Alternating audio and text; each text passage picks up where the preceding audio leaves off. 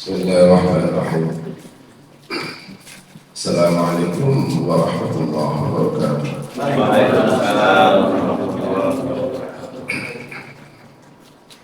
Bismillahirrahmanirrahim. Wassalatu wassalamu ala rasulillah wa ala alihi wa sahbihi wa man wala. Wala hawla wala quwwata illa billah.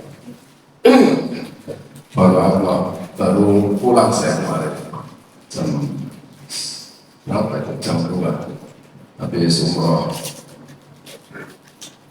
Pulangnya perasaan nggak satu perasaan. Setelah bangun tidur suaranya hilang. Tapi insya Allah masih selasa kalau pakai mic.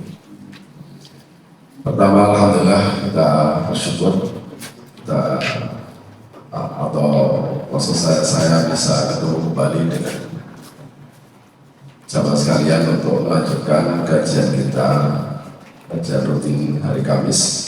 Semoga pertemuan ini diridhoi Allah Subhanahu wa taala. Amin ya rabbal alamin.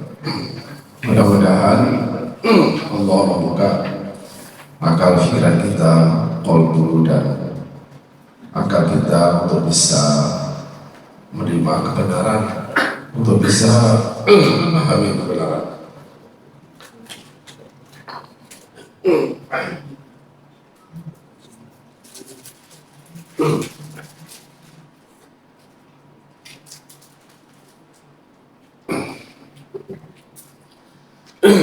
Hari ini kita akan melanjutkan kajian surah Al-Baqarah. A'udzu billahi minasyaitonir rajim. Bismillahirrahmanirrahim. Wasta'inu bis-sabri was-salah wa innaha lakabiratun illa 'alal khashi'in alladzina yu'minuna bi rabbihim wa annahum la yushrikun. Kalau semakin halus suara saya. Bismillahirrahmanirrahim. Wasta'inu bis-sabri was-salah. Mintalah pertolongan kepada Allah, maksudnya melalui sabar dan sholat. Wa innaha lakabiratun illa khashi'in. Karena sesungguhnya, nah ini yang nanti menjadi masalah dalam ilmu bahasa. Karena dalam tuntutan bahasa mestinya wa innahuma, sesungguhnya keduanya. Tapi ini tidak wa innaha, sesungguhnya dia. Nah dia ini kan kalau melihat bentuknya kembali ke sholat. Sesungguhnya sholat itu, tapi meskipun, nah terus sabarnya gimana ya, nanti akan dijelaskan di sini. Lakabiratun, sungguh benar-benar berat, sungguh benar-benar berat. Illa 'alal khashi'in, kecuali bagi orang-orang yang khusyuk. Ayat ini ba'da an bayyana Allah Subhanahu wa ta'ala min qadwah. Setelah pada ayat berikutnya untuk mengatakan bahwa iman itu adalah satu qudwah, yaitu panutan. Ta'ala fatana ila anna Taurat tuqalu Yahud, di mana ayat ini ada kaitannya dengan kisah orang Yahudi, di mana Taurat itu memerintahkan kepada orang Yahudi untuk apa? Bayyinu Muhammad SAW, agar mereka bukan saja, ini maksudnya Yahudi itu, Bani Israel itu, ketika Yahudi itu artinya Bani Israel yang hidup pada masa Rasulullah. Kalau Bani Israel itu Yahudi pada masa Nabi Musa, ya. Ahli kitab itu adalah Yahudi Nasrani hidup pada masa Rasulullah yang konotasinya lebih baik. Makanya mereka dituntut oleh kitabnya sendiri yang bahwa Taurat itu agar beriman pada Rasulullah. Ya Allah Subhanahu wa ta'ala setelah mereka dituntut oleh kitabnya sendiri, yaitu Taurat, agar beriman kepada Nabi Muhammad, mereka juga dituntut untuk selalu memohon pertolongan kepada Allah bisabr was salah. Ini saya sebutkan dalam PPT saya ini. Kebetulan saya dulu pernah memberikan kajian itu, udah lama waktu di daerah sana itu. Ayat ini pada mulanya ditujukan kepada Bani Israel untuk menunjukkan mereka suatu cara yang dapat membantu mereka untuk melaksanakan perintah dan menjauhi larangan, sehingga dapat menghiasi diri mereka dengan sifat yang mulia dan menyucikannya dari sifat-sifat yang hina. Cara yang dimaksud adalah sabar dan sholat. Nah, karena itu ayat ini sehingga nanti akan kita lihat apakah sabar dan sholat itu dua entitas yang terpisah atau dia satu seperti dua mata uang yang sama. Tidak ada sabar tanpa sholat, tidak ada sholat tanpa sabar.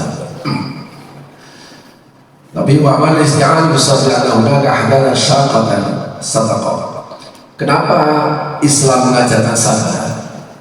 Jamaah sekalian, hidup ini tidak selamanya lempeng. Ya, hidup ini tidak selamanya mudah. Jangan punya pikiran kalau duitnya banyak itu selalu hidupnya mudah. Benar. Jangan punya pikiran itu pikiran yang paling salah yang orang pikirkan.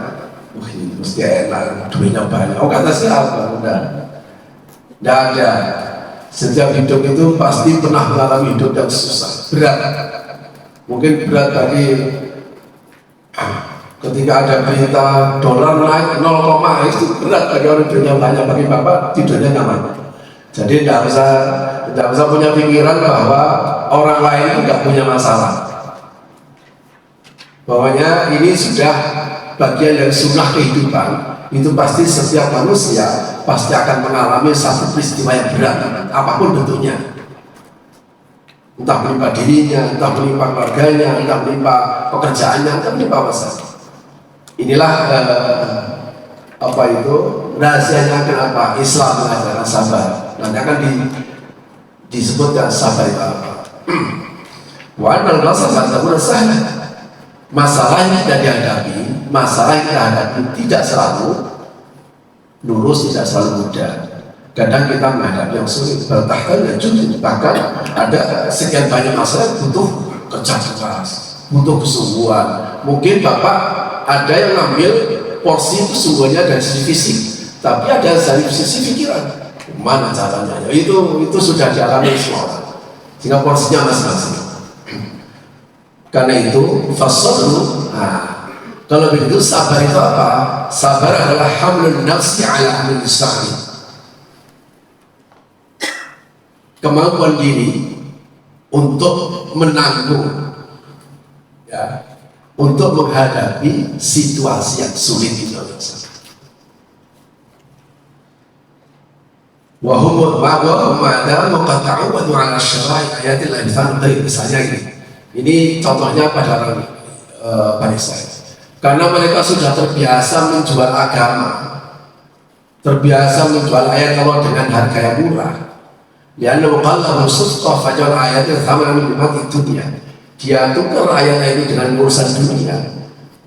Maka wasyarnya babat antawal ala riba wa ilmu masail qasul haram. Bagi orang terbiasa melakukan hal yang haram, bagi orang terbiasa melakukan hal yang tidak benar, bagi orang yang terbiasa melakukan hal-hal yang dilarang oleh agama, la budda yasta'in bis-sabr. Tentu saja orang ini butuh sabar untuk kembali ila arad ila tariqil iman. Ketika harus kembali kepada iman. Jadi kenapa sabar itu dituntut? Karena apa? Karena ada situasi-situasi yang berat.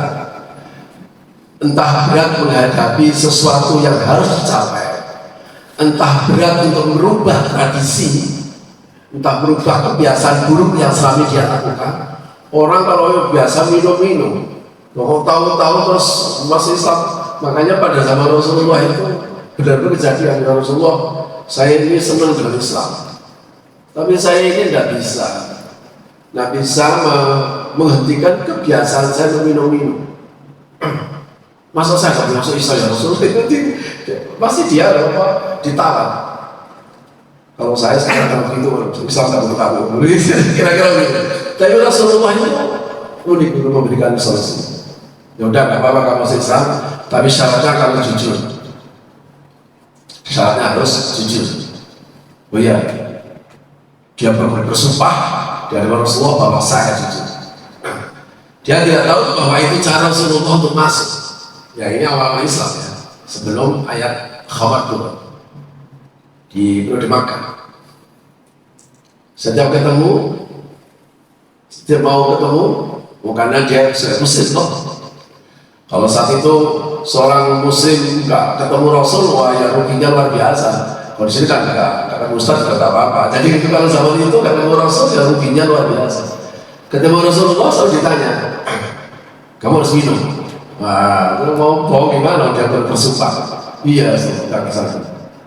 Saya dulu kan dulu saya. Setiap mau ketemu Rasul ditanya dulu, kamu harus minum. Wah, akhirnya kan kalau setiap kali ditanya gitu kan malu ya. Akhirnya apa? Setelah Rasulullah dia tidak. Hanya dia mikir-mikir, wah kalau saya masuk Islam terus gak ketemu Rasulullah terus buat apa? Nah dari sanalah kemudian dia meninggalkan minum-minumnya itu. Ini tentu saja sebelum turun di surah Al-Maidah, karena khamar kan ada 4 surah. Ada di An-Nahl, di periode Makkah 3, di periode Makkah 1, di periode Madinah 3. Tapi kemudian diharamkan ketika turun Al-Maidah. Jadi harus kita bayangkan bahwa situasi yang kita hadapi tidak selamanya lempeng. Fakullu mu'min yadkhulu manhaj al-iman muhtaj al-isti'anah bis-sabr yahmil an-nasr ala masyaqqati al-manhaj takalif. Setiap orang mukmin, Bapak dan Saudara, karena kita sudah menyatakan asyhadu an la ilaha illallah wa asyhadu anna Muhammadar Rasulullah, berarti Bapak sudah masuk koridor iman. Kemarin saya sampaikan bahwa untuk memeluk Islam itu tidak ada paksaan. La ikraha fiddin. Bapak boleh milih Islam dan boleh tidak Islam. Ada orang bertanya, Pak, kenapa sih harus sholat? Kenapa sih kita harus sholat? Biasa aja. Nah, kenapa harus sholat? Tidak, Bapak bisa tak sholat? Oh, boleh ya Pak, tak sholat? Boleh. Syaratnya cuma satu, keluar dari Islam. Itu kan gampang. Jadi jangan pernah merasa bahwa Bapak dipaksa untuk sholat, tidak. Karena Bapak sendiri yang memaksa diri Bapak masuk Islam. Paham ya? Jadi jangan pernah merasa bahwa sholat itu dipaksa dari mas Bapak. Itu bahasa lugasnya salahnya sendiri masuk Islam. Jadi kalau kita sholat gampang, tinggal keluar dari Islam selesai. Tapi ketika sudah masuk Islam, ya, ketika sudah masuk Islam, tentu saja ada sekian banyak tuntutan. Ini yang seperti saya contohkan itu. Bagi saya dan Lois ini mau datang kapan saja, tidak ada urusan jabatannya. Oh, datang hari Senin, hari Sabtu, datangnya jam 7, datangnya jam 10, tidak ada urusan. Oh, kenapa? Karena saya tidak mengikuti akad, tidak ada akad dengan Lois untuk menjadi pegawainya. Tapi kalau Bapak datang ke sini harus ada aturan. Jam sekian harus datang, jam sekian harus pulang. Kerjanya seperti ini. Saya bisa saja ketika dunia begini, nggak bisa saya, selesai. Saya lagi umroh, nggak bisa. Saya nggak bisa saya. Tapi ketika saya mengatakan, insya Allah saya akan datang. Saya punya komitmen begitu. Makanya ketika saya nggak tahu-tahu kemudian saya nggak datang tanpa ada pemberitahuan, pasti marah. Kenapa? Menyalahi akad. Makanya disebut akidah. Akidah Islamiyah, karena kita telah melakukan satu akad perjanjian kontrak dengan Tuhan untuk menjadi seorang muslim. Nah, di dalam Islam itu ada banyak taklif agama, kewajiban yang harus dilakukan, larangan harus ditinggalkan. Makanya ini semuanya butuh. Tentu saja orang kalau sudah mendengar perintah itu pasti berat. Ya, pikiran itu kalau sudah ini perintah itu pasti berat. Makanya nggak ada orang kok seneng sholat itu, nggak ada. Mau sholat kok seneng, nggak ada. Kalau seandainya pilihan bagi seandainya ada berita dari langit, wahai hambaku, silakan kalian mau sholat atau tidak. Meskipun kalian sholat, meskipun misalnya nggak sholat atau sholat, kalian akan tetap masuk surga. Misalnya ada berita dari langit itu, Bapak milih sholat atau tidak sholat? Gak usah pakai jawaban, pasti milihnya gak sholat. Kalau seandainya berita dari langit itu, wahai hambaku, yang penting kamu beriman, mau sholat mau gak sholat silakan, pokoknya asal kamu beriman kamu masuk surga. Saya yakin 99,9% kita pasti milih tidak sholat. Kenapa? Karena jarang orang yang melaksanakan sholat karena atas dasar mahabbah, karena atas dasar kebutuhan, tapi atas dasar mengikuti perintah. Tapi tidak apa-apa ya, karena memang itu konsekuensi dari seorang muslim. Karena itu butuh sabar. Karena ada sekian banyak kasus puasa misalnya, wah itu kan nggak sabar, nggak bisa dilakukan. Bagi orang lain itu kan dibodoh-bodohin, kamu itu dibodohin sama agama, mau-maunya aja dibohongin begitu. No. Karena kita punya komitmen, ya saya seorang muslim. Ketika saya seorang muslim, maka ada sekian banyak taklif agama yang harus dilakukan. Nah, karena itu butuh sabar. Waliyamna'an nafsahu an syahwat allati harramaha Allah Subhanahu wa ta'ala. Begitu juga ada sekian banyak larangan. Hal yang diharamkan seringkali menyenangkan. Makanya dalam hadis qudsi itu, huffatil jannatu bil makari wa huffatin nar bisyahwat. Surga itu seringkali dikelilingi dengan hal-hal yang bersifat makari, tidak menyenangkan, berat, kita nggak suka. Tapi wa huffatil jannatu bisyahwat. Yang namanya neraka itu dikelilingi dengan syahwat yang menyenangkan, yang menarik. Nah, ini juga namanya sabar. Karena itu ada sabar aktif, ada sabar pasif. Ada sabar aktif, kita bergerak. Artinya apa? Kita bisa memilih untuk itu. Perintah itu butuh sabar. As-sabru 'ala ta'ah. Meninggalkan larangan itu juga perlu sabar. Sabar untuk meninggalkan, sabar untuk melakukan, dan sabar untuk meninggalkan. Ini sabar aktif. Bapak dan saudara punya peran untuk mengambil sikap. Seandainya ada dua minuman ini, yang satu halal, yang satu haram, saya bisa memilih ini atau milih ini. Tapi saya sabar, enggak, ini yang haram, ini yang halal, saya minum. Ketika di hadapan Bapak ada dua cara yang dipilih, mana yang halal, mana yang haram, maka disitulah sabar kita memilih. Tapi ada sabar yang Bapak nggak bisa memilih. Ada sabar yang kita nggak bisa memilih, apa? Tertimpa musibah. Nggak bisa memilih. Jadi jangan pernah punya pikiran kalau orang mobilnya bagus, terus kemudian bahkan anti peluru, terus kemudian nggak pernah kena musibah. Nggak. Hidup ini musibah. Kenapa? Karena musibah itu bagian dari ujian dan pendidikan. Karena itu wasal bil ayatil karimah fasal ba'dul ulama karena masyiyah. Karena itu oleh sementara ulama ada yang menyebutkan sabar itu ditafsirkan dengan puasa. Fa'aka'anna Allah Ta'ala yamuruhum ayyaju'u wa yasbiru ala alamin ju'. Makanya puasa kemarin itu dikenal dengan syahrul sabr. Jadi bulan pengendalian diri untuk sabar.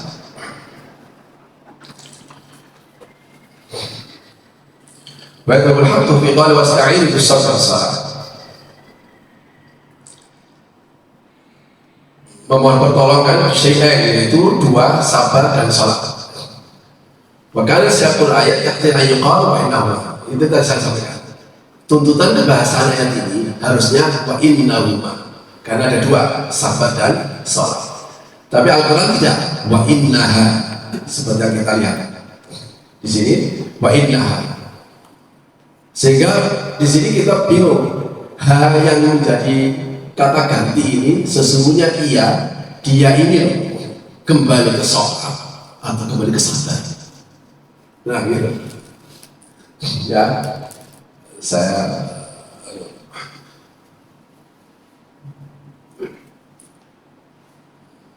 wa syukrul mu'min ala ibadah bagikan wasta'inu bi sabr salah li'anna al-'ilaj fi sabr ma salah wa sabr kabir tahammalahu an-nas wa dzakar salah. Jadi kira-kira gambarnya begini, sabar itu menyangkut usaha, sholat itu menyangkut doanya. Kalau begitu, dua hal ini sesungguhnya satu paket.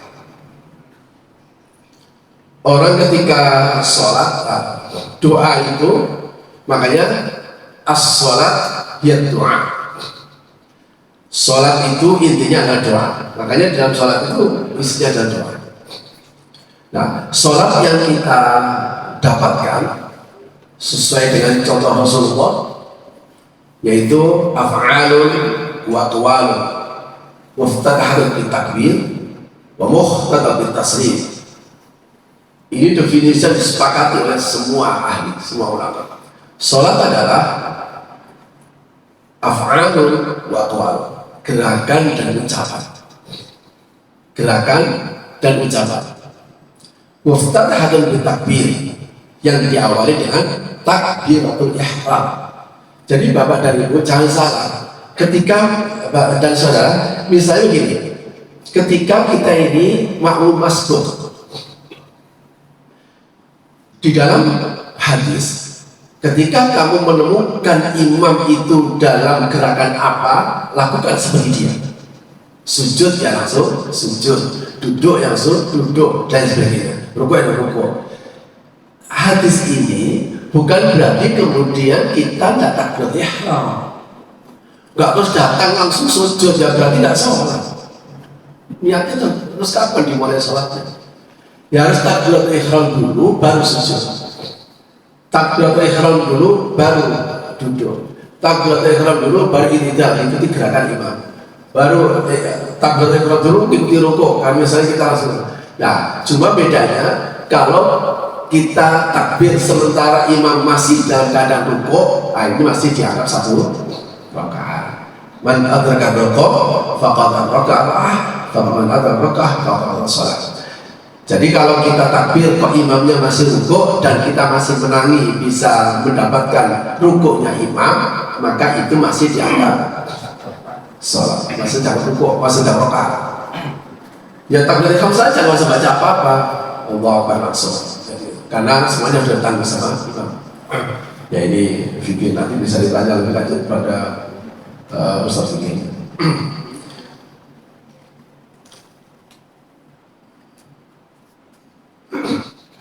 Lianna huma ya'khudhan harakat hayat insan.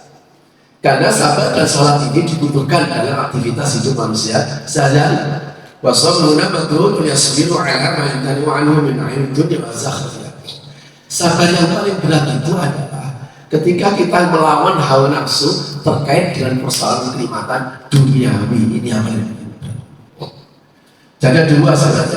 Sabar ketika melaksanakan perintah Allah dan sabar ketika meninggalkan hal-hal duniawi yang kita senang tapi itu dilarang. Nah itu yang berat. Nah sementara sholatnya Tuhan istighfar di nafsi. Sehingga sabar itu dituntut agar kita sabar terhadap hal-hal yang sesungguhnya itu dilarang, kemudian harus kita tinggalkan. Ini dah. Sehingga sementara ulama ada memdefinisikan sabar adalah hadsu, kuat menempat. Enggak, ini salah. Ini salah. Oh ini dilarang, ini dilarang. Nah sementara sholatnya, kenapa perlu sholat? Karena sholat tadi tuhan istighbar fi nafsi, untuk memerangi kesombongan di dalam diri kita. Dalam sebuah usaha, dalam sebuah aktivitas, dalam sebuah kegiatan, dalam sebuah pekerjaan, terkadang kita merasa ada kesombongan. Entah kesombongan karena keahlian, entah kesombongan karena kedudukan, atau kesombongan karena punya peran, kesombongan apa-apa. Maka dengan sholat tadi itu dihabiskan istighfar tadi, dihilangkan istighfar tadi, supaya bisa selalu connect pada Allah SWT. Suatu saat bahwa ternyata ide Bapak menjadikan sesuatu itu menjadi berhasil. Tuh kan, itu kan gara-gara saya, tapi gara-gara sholat, nah istighfar tadi menjadi hilang. Sebab apa? Potensi sombong itu bisa muncul suatu saat.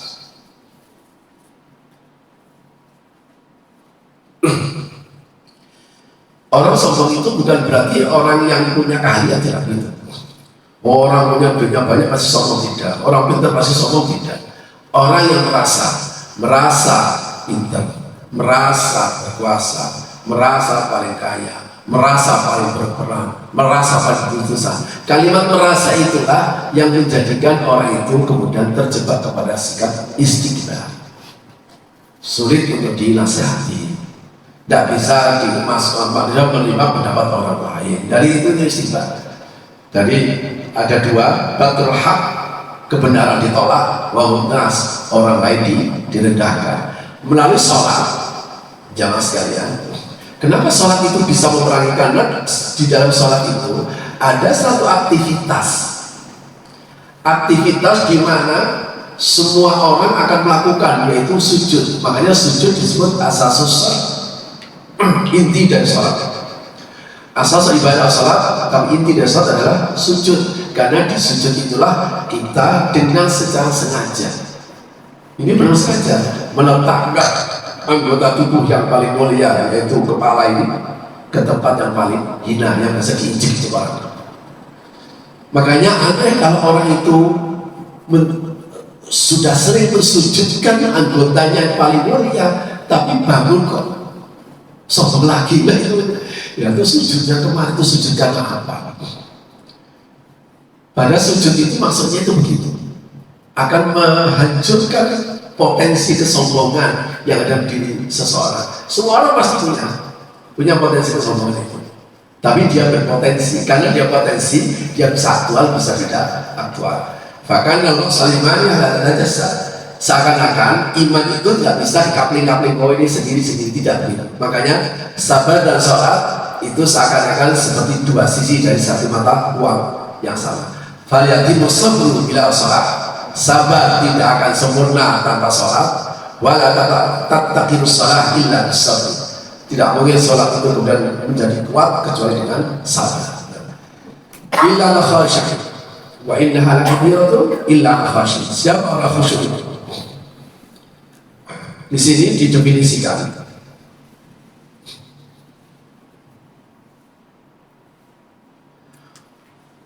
bahkan Allah dengan hak subhanahu wa ta'ala as-sabra wa as-salah kabiratan illa kulli man khasha qalbu lillah. Setelah dijelaskan bahwa sabar dan sholat itu memang berat, tapi bagi orang yang khusyuk, kecuali bagi orang yang khusyuk. Falyaqul 'alaihima bihubbin wa iman wa rahmah. Karena disinilah orang akan kemudian diuji, apakah kita melaksanakan sholat itu karena terpaksa, tapi atau karena rasa cinta. Jadi saudara sekalian, bapak dan saudara, kita sesungguhnya rugi kalau sholat itu kita terpaksa. Kita rugi kalau sholat itu karena gak enak sama orang lain. Kita sudah rugi. Kenapa kita rugi sendiri? Kenapa? Karena sebenarnya dalam titik yang sama kita bisa pilih gak sholat. Ini kan sebetulnya sholat itu rentetan dari iman yang kita pilih, rentetan dari Islam yang kita pilih. Makanya kalau kita sudah memilih beragama Islam, memilih beriman pada Allah, nah rentetannya adalah sholat. Nah sholat itu bentuk sabar.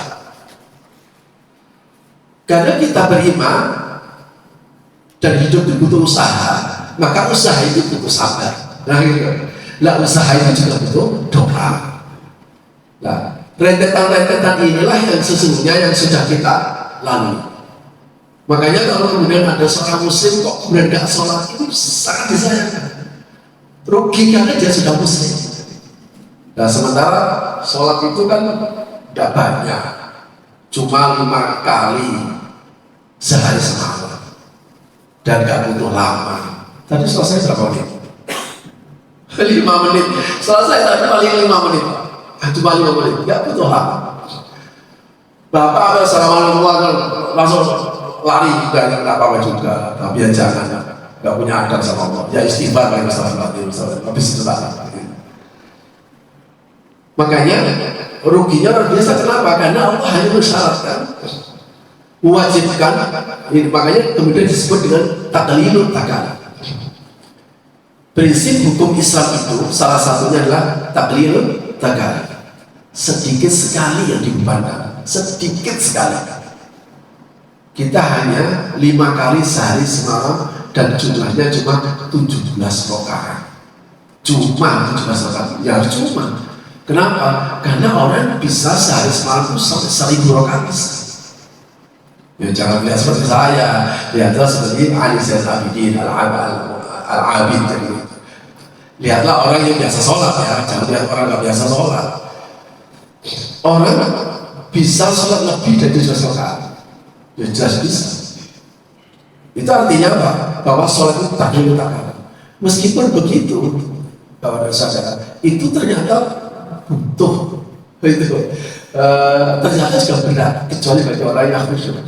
Sehingga didefinisikan ini, alladzina yadunnuna annahum mulaqu rabbihim wa annahum ilaihi raji'un.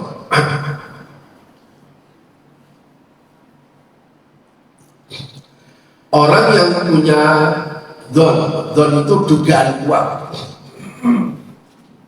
ya, akan ketemu sama Tuhan, sehingga mendekati yakin, tidak langsung yakin tapi punya dugaan kuat. Seperti begini, kalau Bapak ada 2 kolega, ada dua orang yang harus melakukan kerjasama A atau B. Kira-kira untuk memilih A atau B, kita harus tahu persis, atau kita tidak perlu tahu. Seperti saya ingin aja deh, tidak mungkin. Pasti ada dugaan kuat bahwa kalau di A itu nanti kemungkinan berhasil besar. Itu dugaan kuat. Nah, di dalam dzon di sini kedugaan kuatnya itu kepada Allah Subhanahu wa Ta'ala. Kalau orang misalnya pergi ke luar negeri untuk bekerja, itu tidak harus yakin begitu. Dia punya dugaan kuat. Kalau seandainya bisnis itu sana, itu nanti berhasil. Berhasil atau gagal? Ya bisa berhasil, juga gagal. Makanya dugaan kuat itu tujukan hanya kepada Allah Subhanahu wa Ta'ala. Makanya dia mendekati sebuah keyakinan. Apa? Kita yakin karena dugaan kuat tadi itu sehingga menyentuh kepada hal yang yakin bahwa kita akan ketemu sama Tuhan. Annahum mulaqu rabbihim, orang khusyuk adalah orang yang menduga kuat dan beryakin akan ketemu Tuhan, wa annahum ilaihi raji'un, dan dia yakin bahwa dia akan kembali kepadanya. Ada 2 hal yang didalami. Mulaqu rabbihim, ketemu sama Tuhan. Jamaah sekalian, ketemu sama Allah. Terus apa yang harus kita pertaruhkan, harus kita persembahkan, harus kita pertanggungjawabkan di hadapan Allah. Sebenarnya pertama sekali, awwalu ma yuhasab bil 'abdu yaumil qiyamah as-shalah. Pertama sekali yang harus dihisab ketika kita menghadap Allah, itu yang pertama saya dihisab adalah sholatnya. Kok sholat Bapak dan Saudara lompang? Lah, sholat bagus itu tidak terus kemudian ada sholat sunnah, tidak gitu. Sholat bagus itu hanya 5 waktu saja. Zuhur, asar, maghrib, isya, subuh itu toh. Itu namanya orang ini menetapi sholat. Orang yang dianggap sholatnya baik itu tidak perlu sholat zuhur, ba'diyah, qobliyah, ba'diyah, asar, qobliyah, enggak begini. Orang yang dianggap bahwa sholatnya baik itu, dia sholat di waktunya dan tidak tertinggal, itu saja. Makanya as-sholatu ala waqtiha. Lah waktu sholat itu muasa. Artinya kalau kemudian ada waktu sholat kemudian Bapak harus selesaikan saat itu. Kalau tidak selesaikan, harus selesaikan dulu. Setelah selesai baru sholat. Nah, goreng misalnya, waktu sholat ditinggal ya gosong, selesaikan dulu, baru akan aktivitas baru, stop dulu, dulu deh. Makanya Bapak bersyukur berada di dalam sebuah perusahaan yang bukan waktu Bapak sholat. Wah, itu syukurnya luar biasa. Bapak bersyukur luar biasa. Sekali itu jadi tidak ada Bapak. Kalau nanti seandainya orang yang di host itu kok kemudian di akhirat nggak sholat, wah itu nanti kamu bisa dikasih waktu sholat nggak sholat. Tapi kalau di perusahaan itu nggak ngasih waktu sholat, itu dia bisa tidak sholat. Dia bisa punya alasan, ya Allah saya dulu kerja di sana gak dikasih waktu sholat. Itu pun pasti harus ditanya, emang gak ada kerjaan lain apa? Sudah tahu ada perusahaan gak kasih waktu sholat, kok kamu harus kerja di sana, kerja yang lain. Jadi makanya bersyukurlah saudara, karena Anda dikasih waktu yang cukup untuk sholat, untuk bukan istirahat ya, bukan istirahat, untuk sholatnya, karena istirahat harus untuk sholat. Nah, tapi tidak semuanya orang bisa menggunakan kesempatan itu. Makanya dikatakan alladzina yadhunnuna annahum mulaqin. Hanya ini yang menjadikan orang itu kuat untuk melaksanakan sholat dan sabar dan sholat. Kenapa? Jangan sekali. Saya pernah menyampaikan bahwa kenapa sholat itu berat? Di mana beratnya? Ujung apa berdiri, rukuk, sujud, ya enggak. Berat itu kalau di olahraga itu misalnya fitness itu berat, angkat-angkat. Sholatnya juga ada berat. Beratnya sholat itu pertama karena dia nggak boleh berkurang, harus 5 sehari semalam. Yang kedua, waktunya nggak boleh bergeser. Zuhur jam sekian sampai jam sekian, asar jam sekian sampai jam sekian, maghrib jam sekian sampai jam sekian. Ini sudah sesuatu para ulama. Waktu zuhur mulai masuk sampai masuknya waktu asar. Asar masuk waktu asar sampai waktu maghrib, itu seterusnya. Nah, kondisi yang kita hadapi tidak selamanya normal. Kadang kondisi nggak normal. Ketika masuk waktu sholat, Bapak entah berada di mana. Ketika waktu sholat datang, Bapak lagi enaknya main. Ketika waktu sholat datang, kita enaknya lagi belajar. Ketika waktu sholat enaknya kita lagi tidur. Di sholat seterusnya untuk melakukan pekerjaan. Jadi keadaan yang kita hadapi ini tidak selalu normal. Makanya dibutuhkan definisi ini. Tapi kalau Bapak yakin akan ketemu Tuhan, akan ketemu Allah, dan akan kembali ke akhirat. Nah, akhirat itu adalah darul jaza, jazaun bila amal, tempat balasan. Sudah tidak ada amal lagi. Amal hanya di dunia tok, dan itu terbatas. Kita beramal di dunia itu terbatas banget. Sejak kita balik sampai mati. Matinya kita umur berapa? Bapak minta umur berapa? Minta saya ingin umur panjang, saya juga akan boleh umur panjang, malah susah. Malah susah. Wah, saya itu punya tetangga umurnya 90. Dia minta doanya, ya doa Pak Ustaz ya, saya mudah terus doanya tidak mati. Jadi artinya manfaatkan milik kita ada sekarang. Waktu milik kita hari ini. Hari kemarin sudah lewat, akan datang milik Allah Subhanahu wa taala. Kita nggak usah terpikir terlalu serius pada masa depan. Pokoknya sekarang ini, karena hari esok adalah hari ini yang belum kita lalui. Hari esok adalah hari ini yang belum kita lalui. Kalau hari esok bisa berubah menjadi hari ini, kalau yang punya hari esok mentakdirkan hari esok menjadi hari ini. Oke. Jangan punya pikir, makanya nggak usah serius-serius hari esok. Kalau yang punya hari esok nggak mentakdirkan Bapak nggak esok dari hari ini. Tapi kalau hari esok kok menjadi hari ini, Bapak nggak usah khawatir. Yang punya hari esok, yang menjadikan Bapak menjadi hari ini, yang punya hari esok akan menanggung kehidupan Bapak.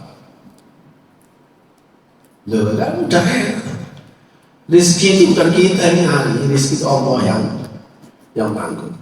Makanya aneh kalau ada orang atas nama mencari rezeki sampai nggak sempat sholat. Ya Allah, sudah dikejar-kejar nggak kaya-kaya, lagi tambah pusing sama. Tambah pusing. Atas nama mencari rezeki melanggar hal yang diharamkan. Ini aneh. Loh, rezeki udah ditanggung. Saya habis umroh ini, umroh plus ke Turki, saya ditanya pingin yang quad atau pingin yang double. Yang quad itu apa? 4 sama double 2. Beli double, suami istri kok. Itu bayarnya lebih mahal, terserah mau bayar mahal atau enggak. Saat itu nggak ada duitnya, cuma punya keyakinan aja, ya Allah, istri saya ingin umroh. Kalau nggak saya temui kasihan. Dilarang last minute di akhir dari seminggu sebelum berangkat baru lunas. Jadi ya alhamdulillah, meskipun umrohnya nggak punya nggak kayak orang-orang punya sanggup banyak begitu belanja begitu. Tapi kan Allah selalu memberikan cara. Kalau kita anakin dadanya diri. Kata Allah dalam diskusi, saya itu terserah persangkaan hambaku terhadapku. Jadi jangan pernah kita terlalu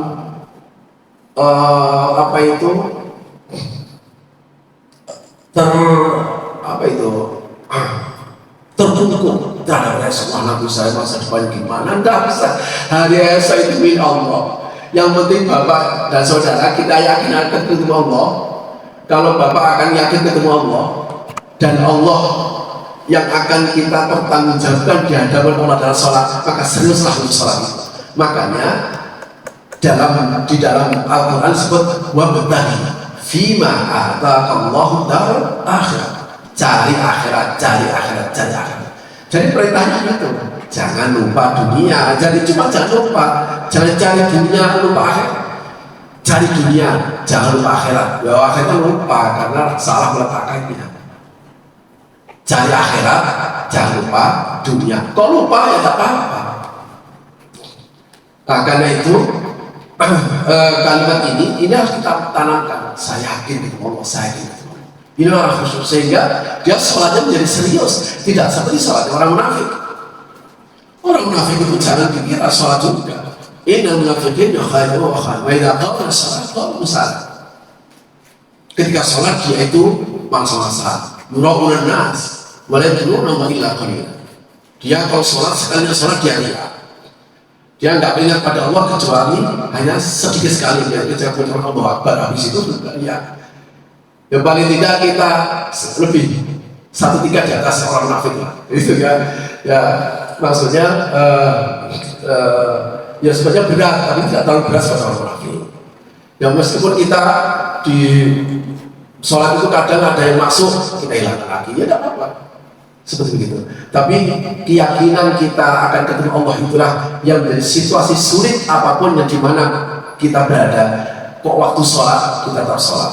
Wa annahu ilaihi raji'un. Kita akan kembali.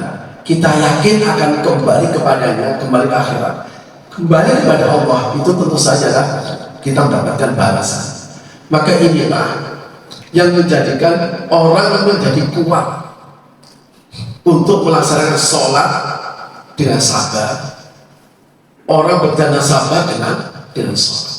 Ya, mudah-mudahan ya kita usaha-usaha kita, karena tidak ada satu kesuksesan hidup tanpa kesabaran, tidak ada satu keberhasilan apapun yang dicapai seseorang, baik menyangkut urusan dunia maupun menyangkut urusan akhirat, kecuali sabar itu pasti ada.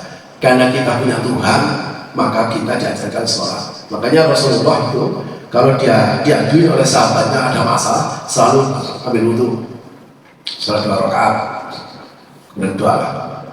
Jadi setiap masalah awal itu dalam sholat 2 rakaat, habis itu berdoa kepada Allah SWT. Saya kira itu jamaah sekalian, mohon maaf saya agak kendala suara saya. Terima kasih, mudah-mudahan ini memberikan sebuah pemahaman yang benar terkait dengan kehidupan kita dan juga memberikan penjelasan terkait dengan istilah sabar dan salat. Saya kira itu silakan kalau seandainya ada yang perlu didiskusikan sebelum kita akan. Terima kasih. Assalamualaikum warahmatullahi wabarakatuh.